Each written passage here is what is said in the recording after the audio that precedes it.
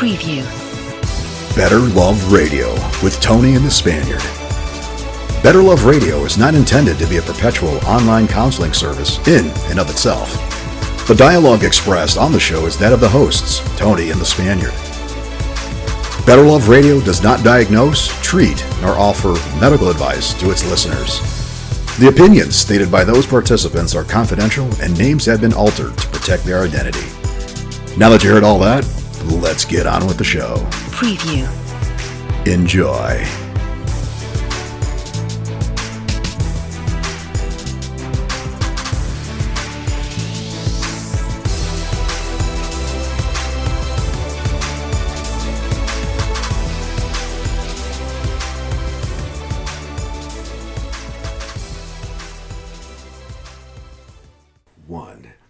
And yes, you got it on Better Love Radio with Tony and the Spaniard.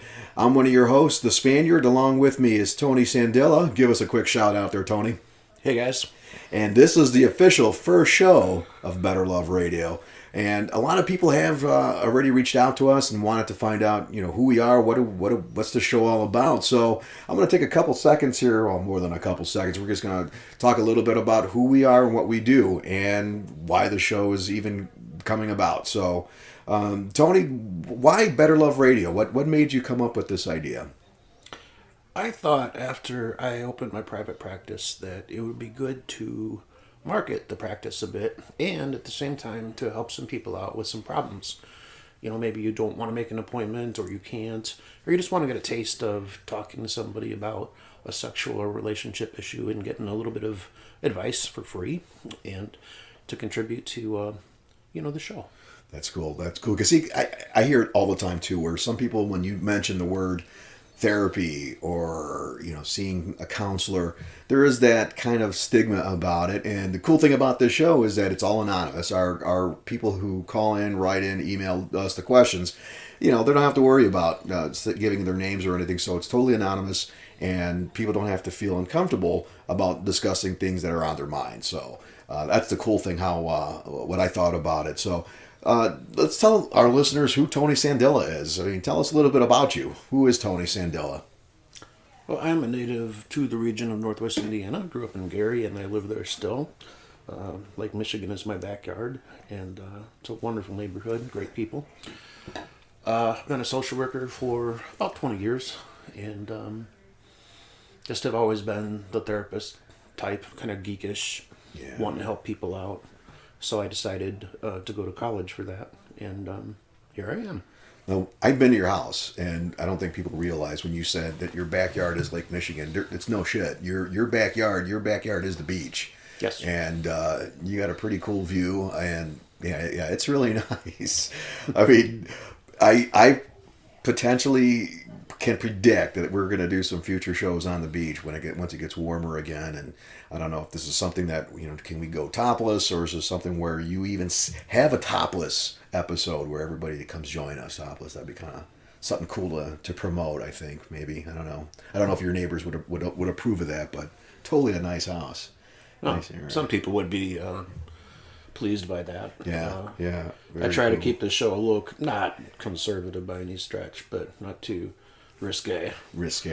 Yeah, that's just a joke. We'll just leave it at that. But you never know. Sponsors, if we get some sponsorship here for the future shows, and if they want to do a topless, I guess we'll have to play that by ear. But anyway, I digress. A little bit about the Spaniard. Some of you guys already know that I already do another radio show. And a little bit about my history is I recently received my master's degree in clinical mental health counseling. And actually, Tony was my clinical supervisor. We worked we worked together on some of my issues that I had with the internship cases that I would have. And he was just a good person to kind of cry on. I got to admit, I had some tough cases, and we were able to discuss it, talk it out.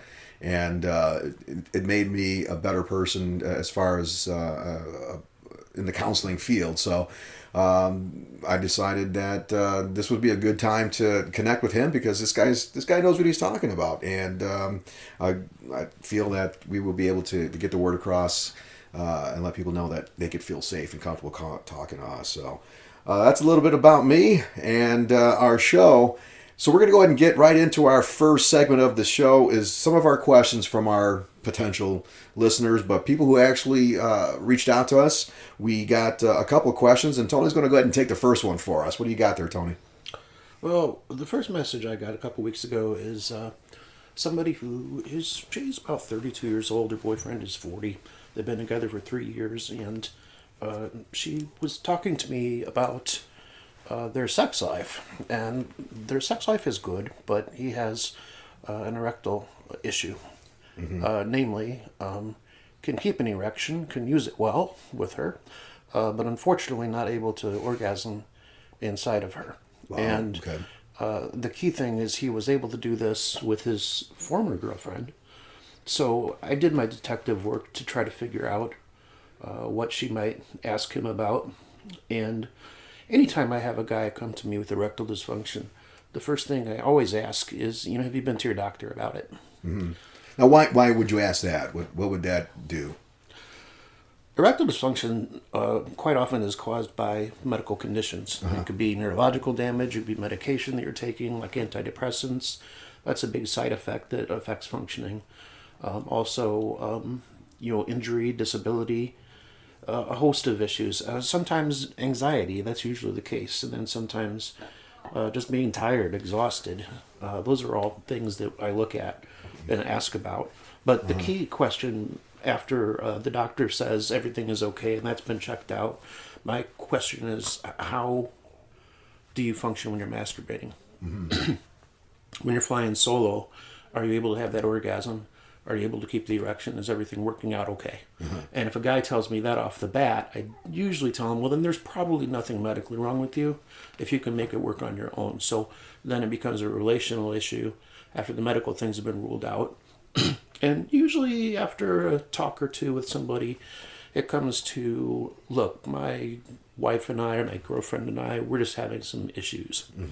A man who sometimes, can keep an erection but can't have an orgasm during vaginal intercourse might have a fear of pregnancy.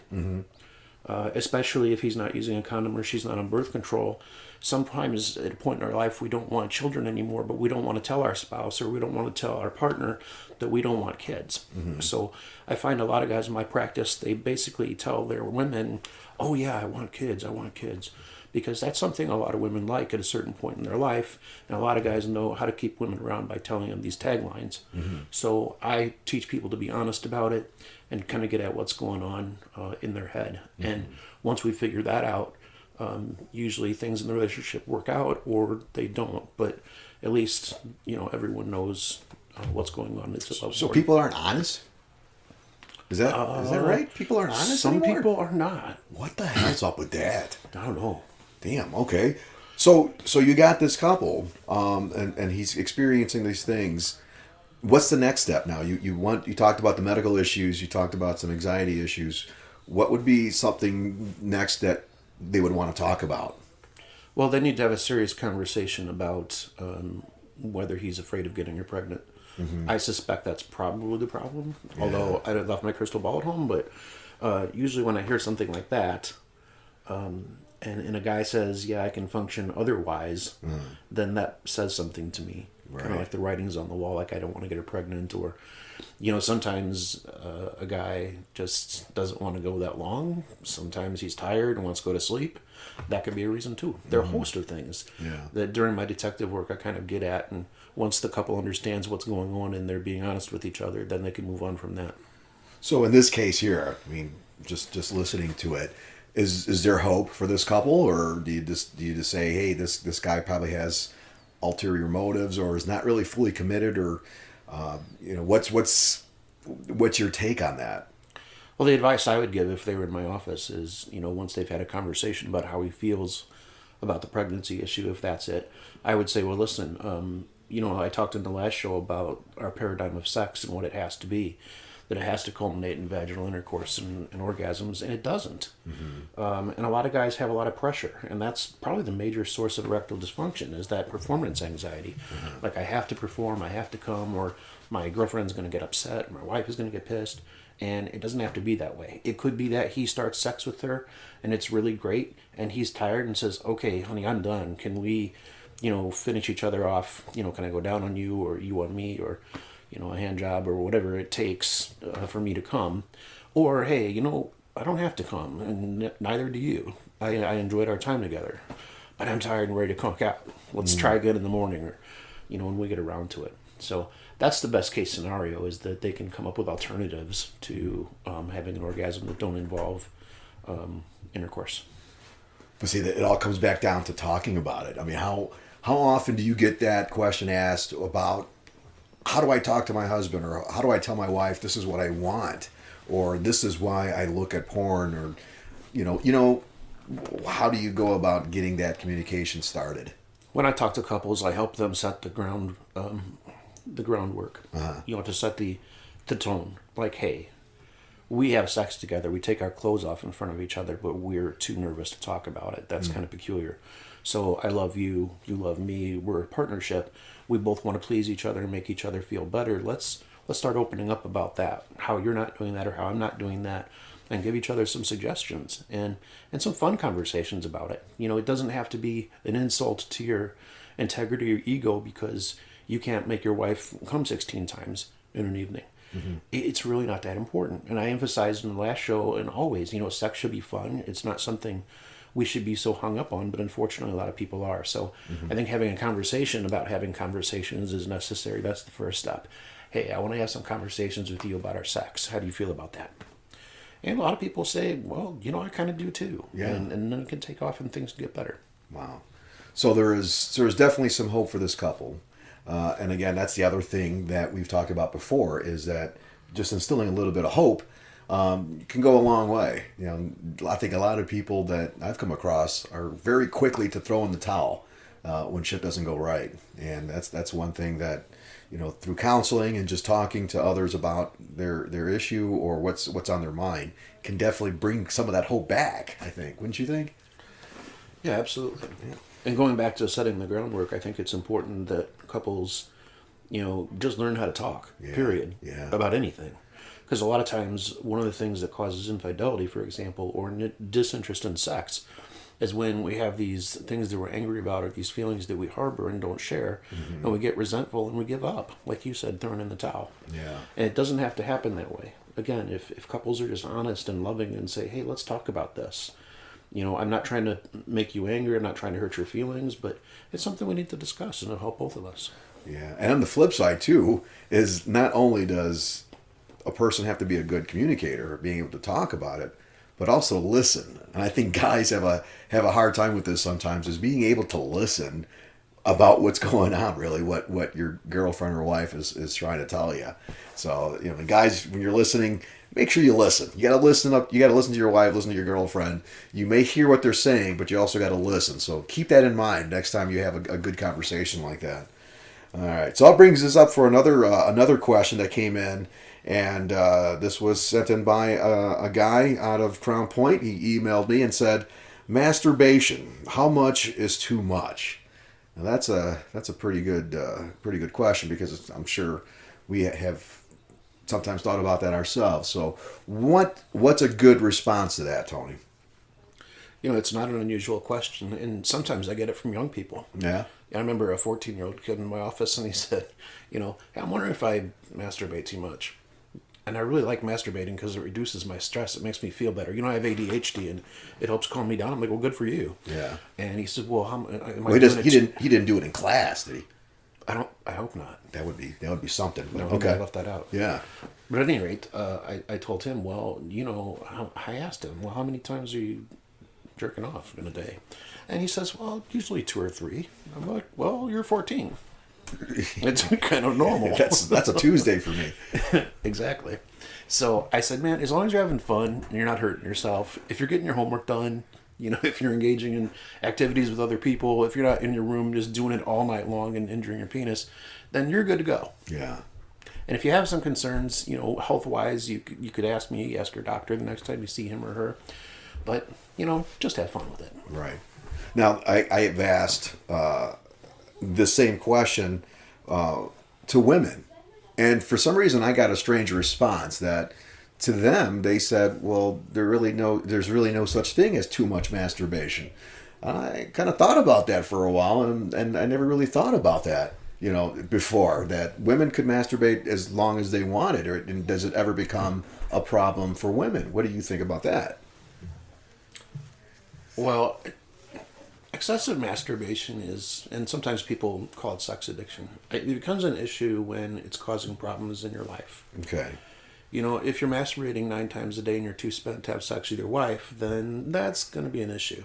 Mm-hmm. If you're waking up in the morning, not going to work because you just got to sleep an hour ago because you've been looking at porn for the last 8 hours, that's a problem. That is a problem. So you have to look at, I don't want to say moderation, but, as long as it's not affecting your life in a negative way, health-wise or interpersonally, occupationally, which are the hallmarks of addiction, as long as that's not happening, you're good to go. Mm-hmm. One of the problems that masturbation causes, or excessive masturbation, is that you're often using that as a substitute for sex with your partner. Okay.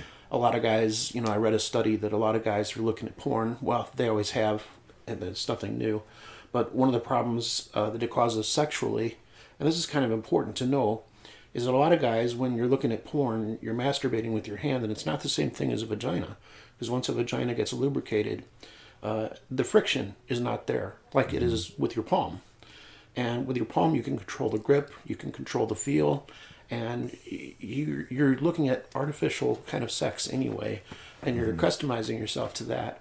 And so, having vaginal intercourse, anal intercourse, or whatever kind you're having, it's not the same as using your own hand and doing it yourself. Mm-hmm. And it makes sense because a lot of women say, for example, well, God, I when I masturbate, I'm great. I can orgasm, but my husband, he can't make me come, mm-hmm. or my boyfriend can't make me come because he doesn't really know what he's doing. Right. And that's when we go into, well, let's maybe teach him or talk to him about it. Yeah. So yeah, to your question about excessive masturbation, if it's causing problems, then it's a problem. But as long as if he's living single, or even if he's married or whatever, that doesn't mean you can't masturbate. But right. As long as it's not causing problems, he's good to go. Very cool. Very good. All right. So that's our first segment about questions, and I'm going to go ahead and say this again out there. If there's any questions that you got, drop us a line. Let us know. At the end of the show, we're going to have our contact info of how to reach us and how to get us those questions. But yeah, again, don't be afraid. Again, you don't have to leave us your name or anything. We'll keep it anonymous.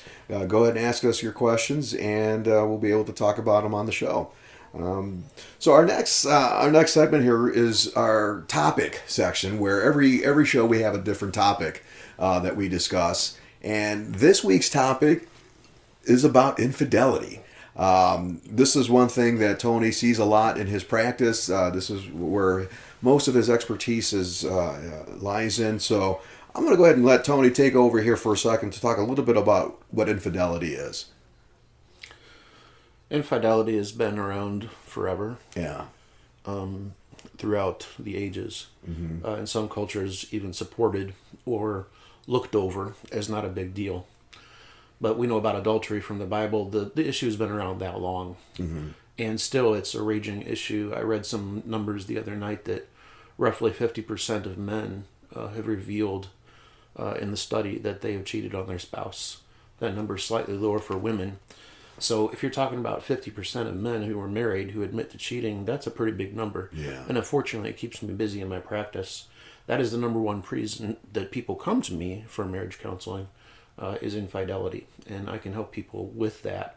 You can get through it and actually have a better marriage, but it takes a lot of work. Mm-hmm. And we can talk about that today if we have a little time. Mm-hmm. But the reason that people cheat, I mentioned earlier, is dissatisfaction with the relationship. That's number one. And the reasons are a little different by sex. Women tend to talk to me about, in fact, I can just kind of do a little synopsis of a session that I had.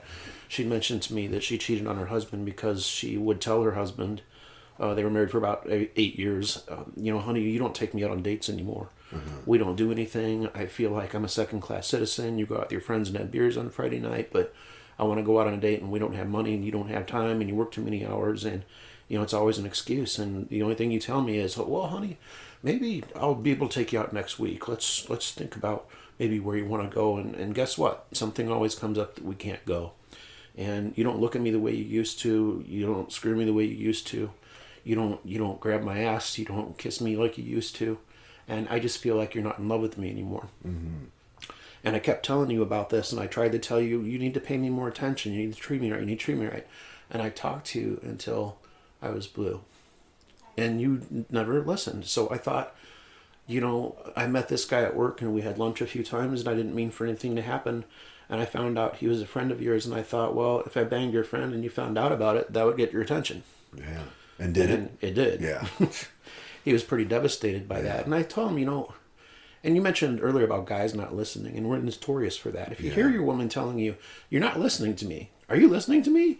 Then you're probably not listening to her. Yeah. And that's one of the things that can happen. Now, going back to sex differences, men tend to cheat because they're not getting enough sex from their wife.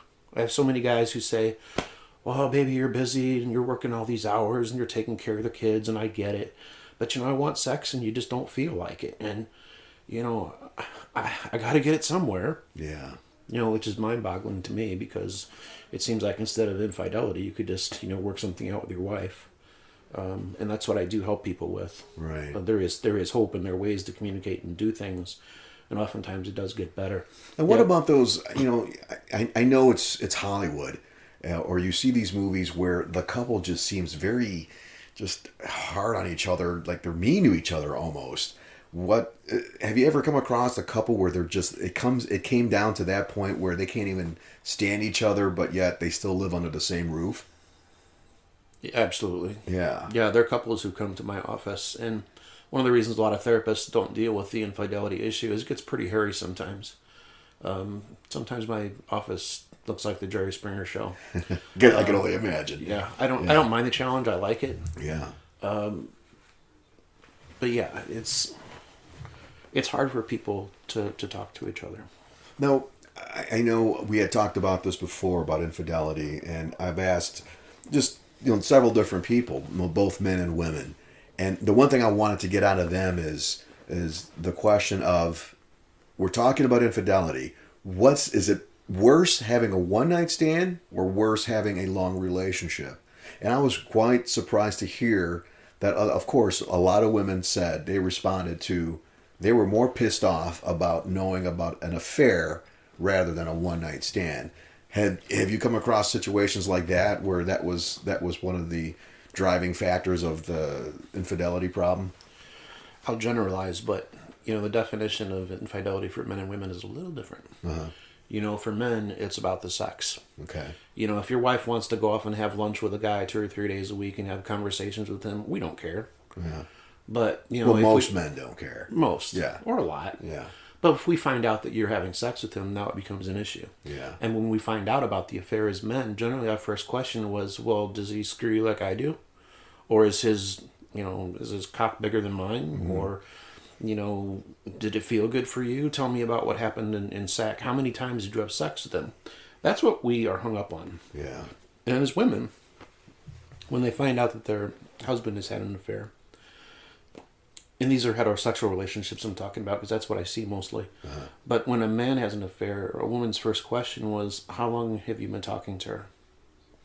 So that's what's more devastating, because women tend to be more relational, is if the affair was a long-term relationship, say you were texting her for 4 or 5 months, every night, your wife didn't know about it, that, even the sex piece aside, is more devastating than the having sex. Mm-hmm. She cares about, you were talking to this woman. Were you talking to her about us, our family, our children?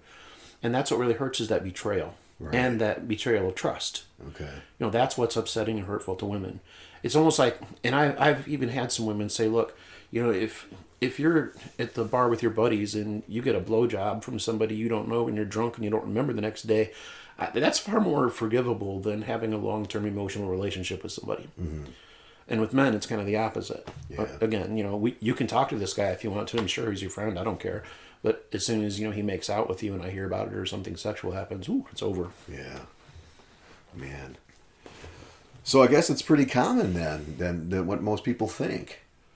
Probably more common than people would think. Yeah. And part of it goes to what I talked about in the last show, is about our view toward marriage these days. I think, marriage has become more disposable than it has in prior years. And it's kind of like, if we have an affair, then, we're not going to get counseling. We're just going to split up. And, I'll find somebody new, or I'll stay with the one, that I was cheating with. But unfortunately, that usually doesn't work out either. Yeah. Now, when do you know to tell a couple or to suggest that, hey, you know what? If you guys can't work this out together, then maybe you guys should think about parting ways. Has that ever happened? Yeah, it happens all the time. My treatment protocol for infidelity is to say, look, guys, let's have 3 or 4 sessions and kind of figure out what your goals are. Do you want to stay together and make this marriage work? I can help you with that.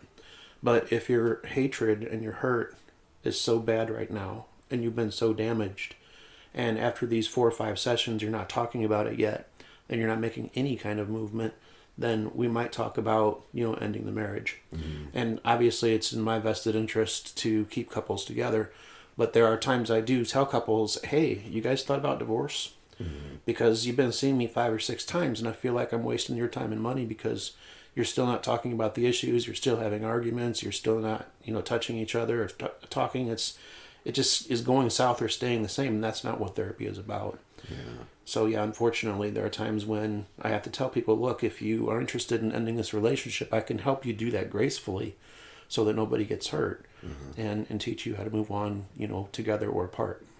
One thing that did come up one time, talking about quickly about addictions. Now, I had a situation where a couple had asked, well, the woman was all for sex. She was very sexual. She loved having sex with her husband, but her husband was recovering an addiction of heroin, and he just did not have that drive. She automatically felt that she was just undesirable. But isn't there a way to explain to a spouse of one who is suffering from addiction that's just natural while this person is going through an addiction?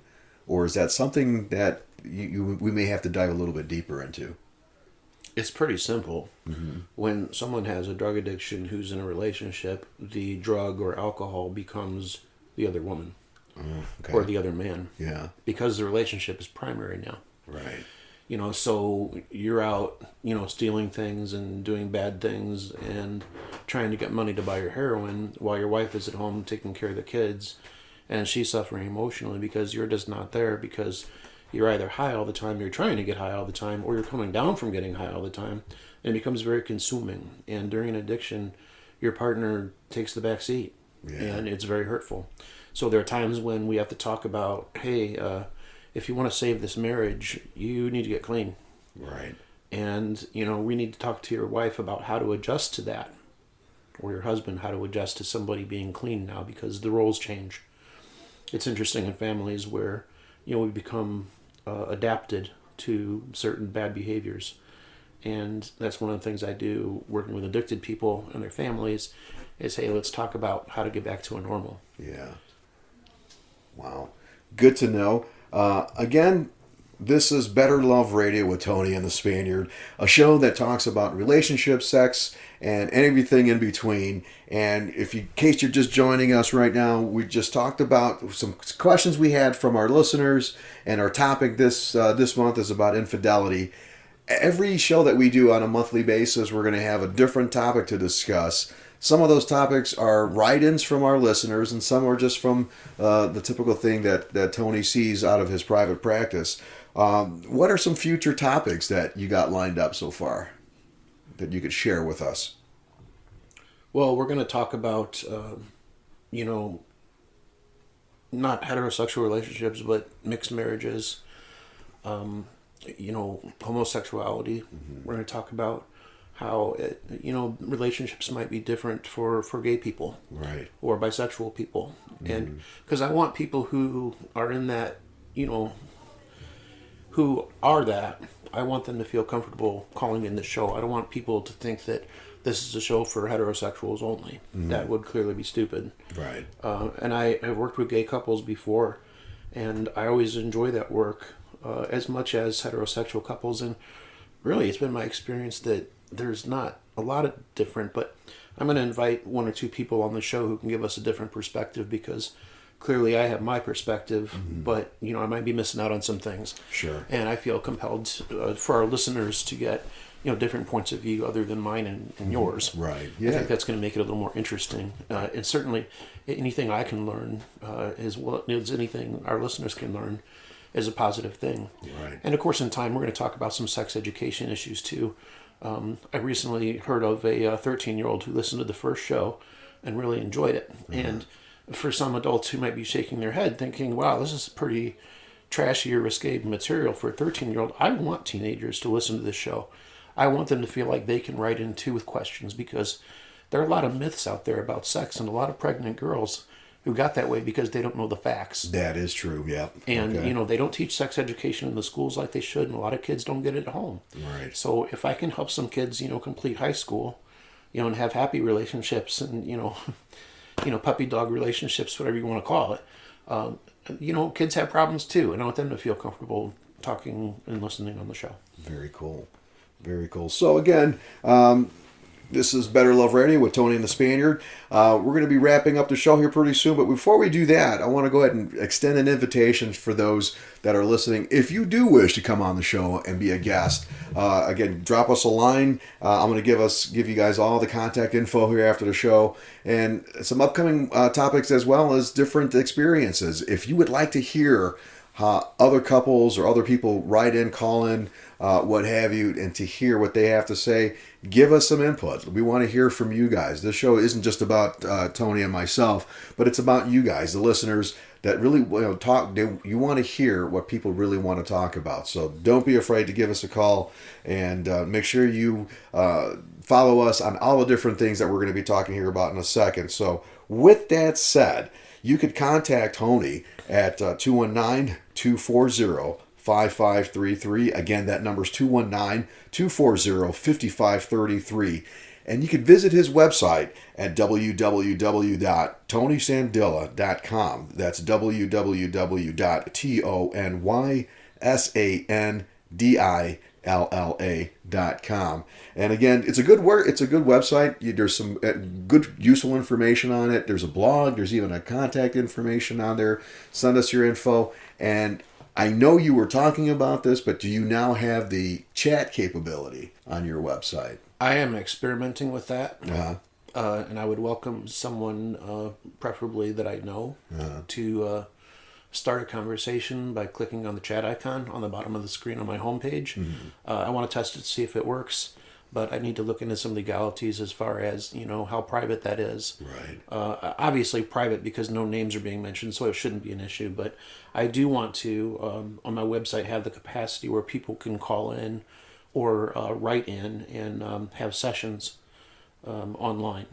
Very cool. Because a lot of people, they don't want to come to see a therapist because who wants to talk about sex to anyone?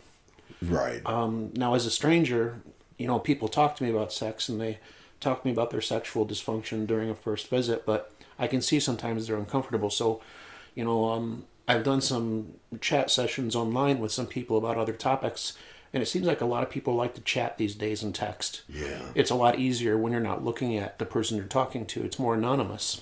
Mm-hmm. And that can, reduce the anxiety and make it easier to talk about some problems. And I've found that, through texting, not on the phone, but live chat online, that people get just as much help, really, as coming to therapy. So there's going to be an option on my website to have live chat sessions with me or telephone conversations, or you can come to my office in Valparaiso as well. Very cool. That's nice.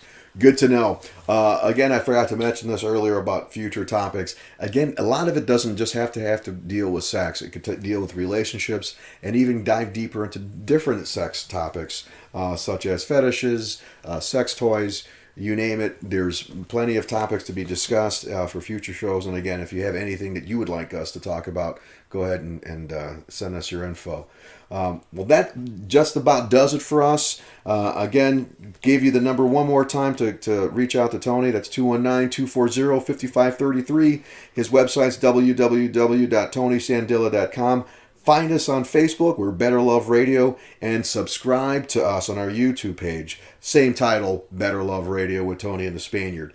This has been a great first show. Again, we're just starting fresh, so your input is greatly appreciated. Let us know what you think. Give us some comments, questions, concerns, and feel free to drop us a line or say hi to us when you see us out and about. And please share the website, and also share the info on Facebook and on YouTube. So again, without further discussion, thank you so much for listening.